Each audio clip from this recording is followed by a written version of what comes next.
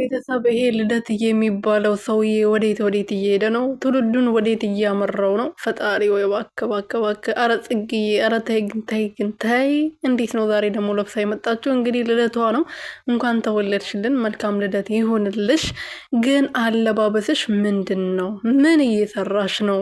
ፈጣሪ ወይ ከዚህ ነገር ጠብቀኝ እባክህ ጌታ ወይ እባክህ እንደዚህ አይነት ከራሴ ተርፎ ራሴን የሚያስረሳኝ ነገር አትስጠኝ እባክህ ጌታ ወይ አሜን በሉልኝ እባካችሁ።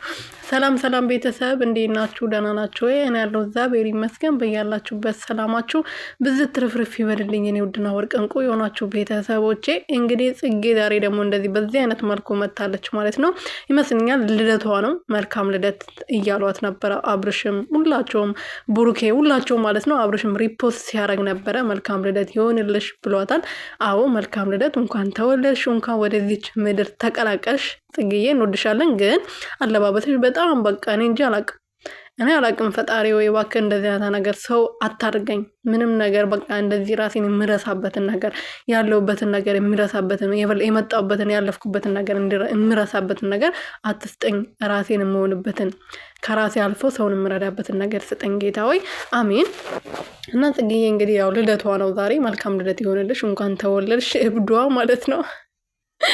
ወይኔ እናቴ ልብስ ምን አይነት ነው? ምን አይነት ፋሽን ነው የመጣው ኢትዮጵያ ውስጥ? እኛ እኮ የለንም እናንተ።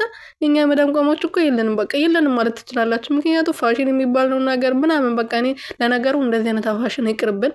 እንደዚህ አይነት ፋሽን ሳናቅም ብንሞት ይሻለናል። እንደዚህ አይነት ልብስ ከመልበስ ፈጣሪ ይጠብቀን። እንግዲህ ያው እሷ ለበሰች ሳይሆን ጣል አረገችበት ነው የሚባለው። እና እኔ አላቅም ምን እንደማወራ ራሱ የምር